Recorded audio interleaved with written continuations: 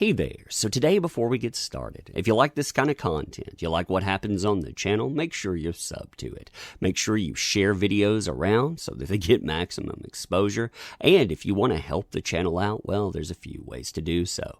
What's amazing is the subject that I'm going to talk about today. I'm going to be talking about people aiming right at me, and it's because I cover certain things and because we've produced one thing. We've produced the case of the littlest umbrella.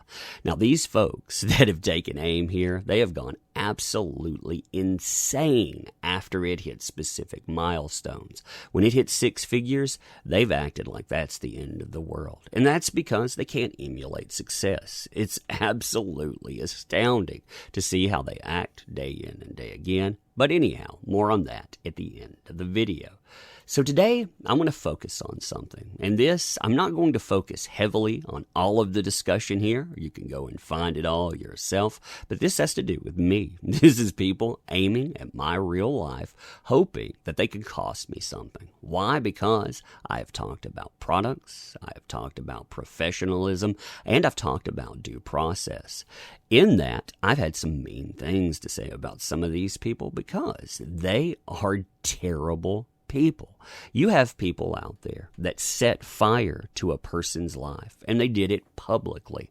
They did it without any type of due process, and they think that that's okay. While doing this, they also think that operating under their names, there should be no consequence to what they do.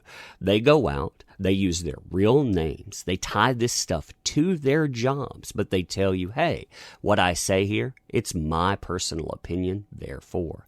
Meanwhile, folks like myself, we go out of our way to have a voice, but to also not tie it to other aspects of our life, our families, our professions. We don't go out and do that because, well, these crazy people, they have no lines. It's what I've been saying for a little while now. If you think people have a line with, say, family, you don't think they'll go out and endanger them, you're wrong. You think these folks, they won't lead to going after your jobs and doing anything that they can to harass, intimidate, and silence? Well, you would definitely be wrong.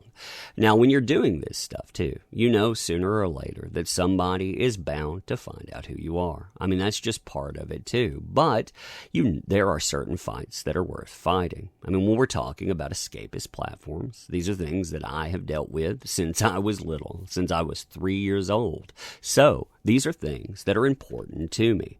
Also, when it comes to the idea of due process, this is something that is important to me too, because I have been around actual victims. I have seen what people do to victims and the stuff that these people, they want to burn down lives because of casual conversation and innuendo. No thanks. They create victims. They create them and they do it because these days in society, they can do so with impunity. Now again, saying that kind of stuff, that makes you the bad guy these days. That makes you the bully. And well, people like Monica Rial here, they think that you should be going out and you should find out where a person works and contact that workplace to see what kind of damages can be done. I mean, that is the only intent for calling a place where someone else works at. Interesting what these folks throw out there, and especially since they seem to have not learned anything from the troubles that they're now in. Here, for example, is Christopher Slatosh's affidavit. Now, this affidavit details some fascinating stuff, primarily about the people that we just discussed. Monica, but also someone else.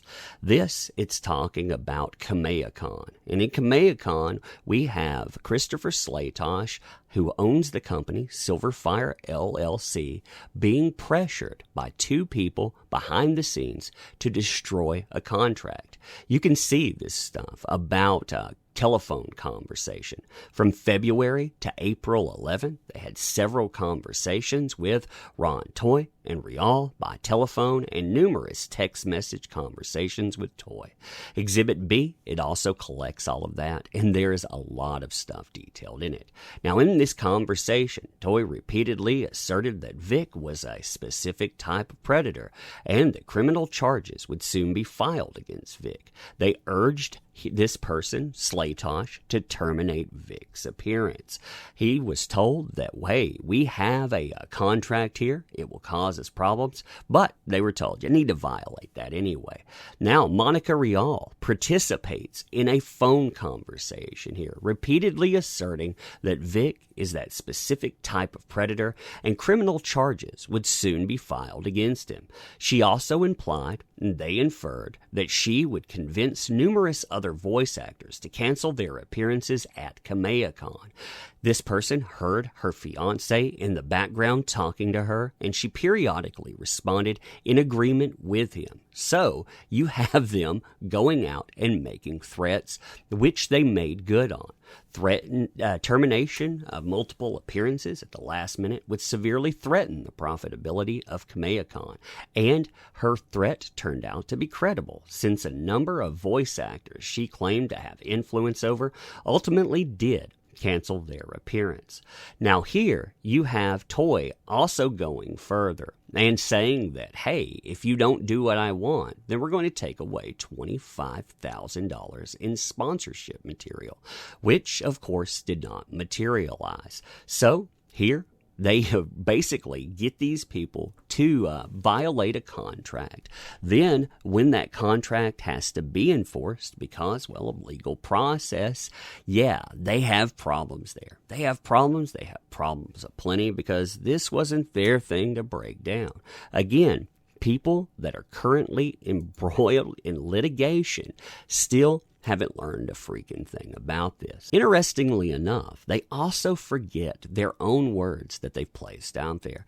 For example, freedom of speech, it does not equal freedom from consequences.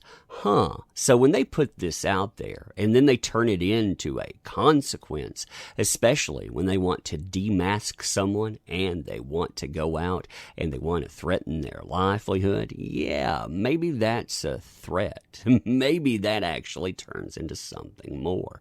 Before you choose to harass me, please be aware that I have attorneys and law enforcement involved. We are taking all threats and harassment very seriously. Any threats or harassment will be screenshot and forwarded. Now here, she also breaks that down. And just so we're clear, he's. Now, she says this is a typo. She's not talking about Vic Mignogna. It's actually the word here. But he's the legal definition of harassment. Harassment is governed by state laws, but is generally defined as a course of conduct which annoys, threatens, intimidates, alarms, or puts a person in fear of their safety. Remember, too, that this person, they contacted the Department of Homeland Defense trying to say that people being mean on the internet, that it was a step too far. Had to bring them in. But these people that are operating here under the name of Funimation, I mean, this is some of the most high-profile stuff. This is what they're engaging in now. People also operating under Rooster Teeth, they've started that too. I mean, hey, still looking at you, Shannon McCormick, because that's one of the people that wanted to put my information out there. So, when we're talking about this behavior, telling people to call a workplace, you would think that they would have learned by now. You would have thought that they would understand that, hey, maybe when you went out and you interfered with contractual obligation, that was a bridge too far. I mean, how many times can you cost yourself tens of thousands of dollars before the message becomes clear? Telling people to go out and to interfere with people's lives, going out and dealing with the same people that post pictures of families, unredacted pictures of children, yeah, that's not just a bridge too far. It showcases exactly why we end up mired in lawsuits in the first place. But anyway, tell me what you think about this wonderful stuff. So, as I said at the beginning of the video, if you like this kind of content, if you want to watch this realm of stupid continue forward, well, make sure you're subbed to the channel. I mean, these people, they never ever freaking learn. Also, if you want to make sure to share around videos, let other people know what's going on, that definitely matters as well. I mean, this case, it has been huge. I mean, we're talking about something that has continued to grow and grow and grow, and the division that has been created, it won't go away with TCPA. I mean, if you say that Vic Mignogna wins or loses, it doesn't matter. The case that ends right here, it doesn't matter if it did, because the divisions that these people have created, they will never go away. If you want to go further, you can support the channel in a few different ways. One of those is the case of the littlest umbrella. As I said, we have hit 2 milestones with that, and well, people, they went absolutely crazy. They decided to go out and to do insane things, which have all been documented, interestingly enough. But when you're talking about this, it has now 3 different stories that are attached to it. The main is an all-ages Lovecraftian tale, so it's a blend between all ages and horror.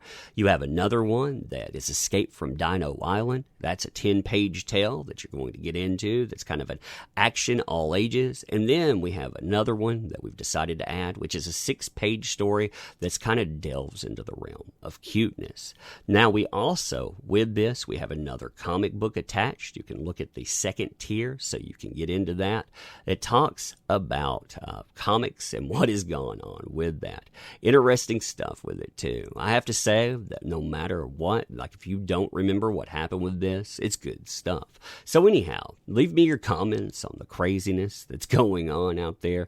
And really, like I said, when you see this stuff, it's not going away. It's not going away anytime soon because, again, these people have divided fandom. Remember, too, that having a voice out there, these people have told you that you're not welcome. Funimation did it. They said they were pointing a statement at you saying that you're not welcome. Voice actors that work with them, they do stuff like this, saying you have a voice, you're not welcome. Remember that. I mean, remember when you are speaking, you not only speak with your voice and posts, but you speak with money. And well, if these people, they don't respect it, there are a lot of people out there that will. But anyhow, I'll leave you with this. Again, thank you. I appreciate you. And we'll do this again soon. Thank you.